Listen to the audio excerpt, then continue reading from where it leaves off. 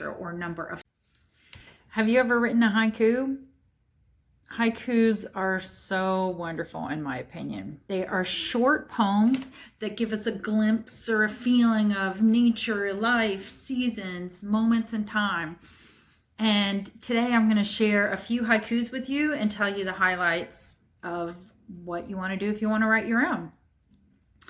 All right, thank you for joining me. If this is your first time here on my channel, my name is Rachel Stravelli. Welcome. I am a garden coach and I help people with their creative expression. I want to celebrate life in you and help you to bring forth more of your creative expression. One of the things I love about writing haikus is they're short. So you could spend a little bit of time on a poem, then you have a poem done. You can put it on your fridge, on your bathroom mirror, on your front door, on your car steering wheel. Have it as a background on your phone so that every day when you see it, you have that moment of delight and think, I wrote that, and that's pretty cool. So you may already know what a haiku is. They originated in Japan, although now all over the world, people write haikus. And the traditional structure is it's a 3-line poem. And you can go untraditional if you want when you write yours. But most haikus have 3 lines. And then they also have a traditional syllable structure or number of sounds. 5, 7, 5. So the first line has 5 sounds, the second has 7 sounds, and the last has 5 sounds. Now, one of the things that haikus typically do is give you a glimpse of a season, a moment of time, a feeling. Basho is a famous Japanese haiku writer. Here's his haiku called The Old Pond. An old silent pond. A frog jumps in the pond. Splash. Silence again. Ezra Pound wrote one of my most favorite haikus. This one was in English. In a station of the metro, the apparition of these faces in the crowd petals on a wet black bow. Now that one doesn't follow the traditional 5, 7, 5, 17 syllables in the whole poem, but it's still lovely and expresses this moment of time where every time I read it, I picture being in a subway or maybe it's a bus metro and watching all of these people moving on a dark and dreary day, but the faces of people are like little bright lights of petals on a rainy tree branch. Sonia Sanchez has haiku for you.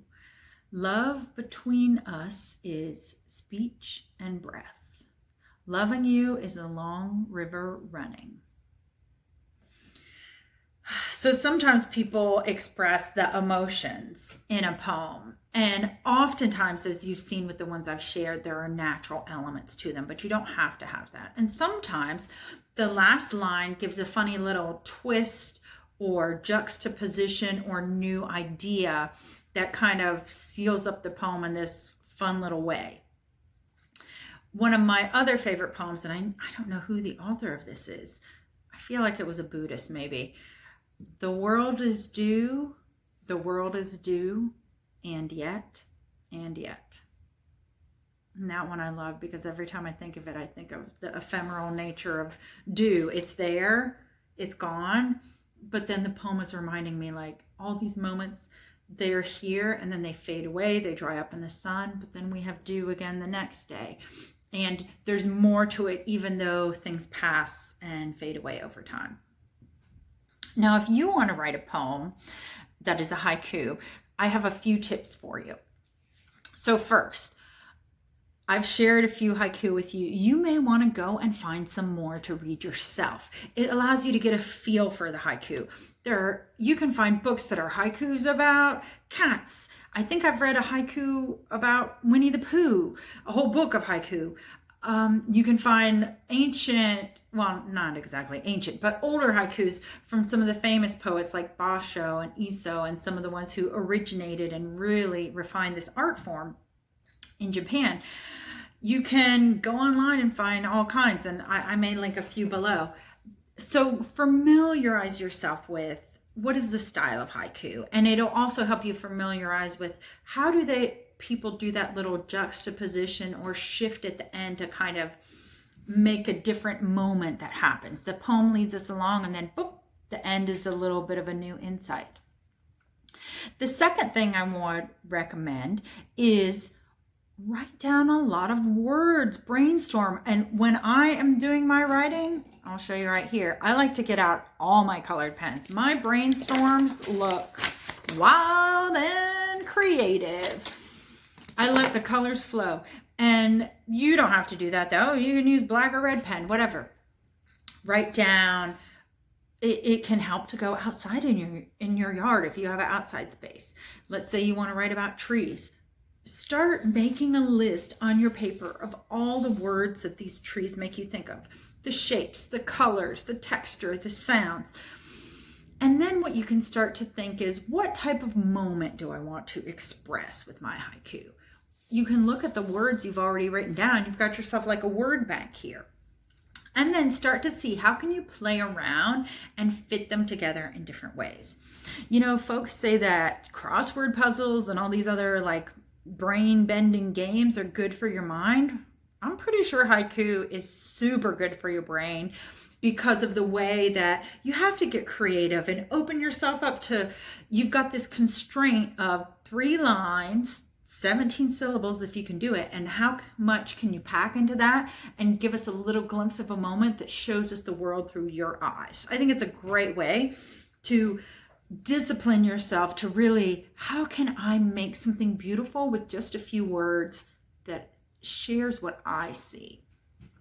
The other 2 things that I want you to think about that kind of fit together are, what is the emotion or the moment that you want to express? What feels important to you, or something beautiful that you want to share, or something meaningful, or maybe it's just a transitory moment that you want to illuminate. And along with that, as you're working on the poem, is there a way you can juxtapose 2 things together? Like in Ezra Pound's poem, the apparition of these faces in a crowd, petals on a wet black bow. So he's comparing people in the metro to petals on a branch. 2 different things, and yet we see the commonality there. We see what he's getting at. So it's almost like you can think of, instead of in other types of poetry or literary works where you might have a metaphor or a simile where you're saying something is like something, in a haiku you can just put them together near each other, juxtaposition, side by side, and let us make the mental leap. Oh, you're saying this is like that. Okay, I get it. So what oftentimes haiku authors will do is the first 2 lines sets up your situation, your scene. And the 3rd line is where that juxtaposition, that new way of thinking about it, that kind of delightful like burst of insight, that's where you put in your little twist. You don't have to have a twist in your haiku, but it is especially fun if you can do that.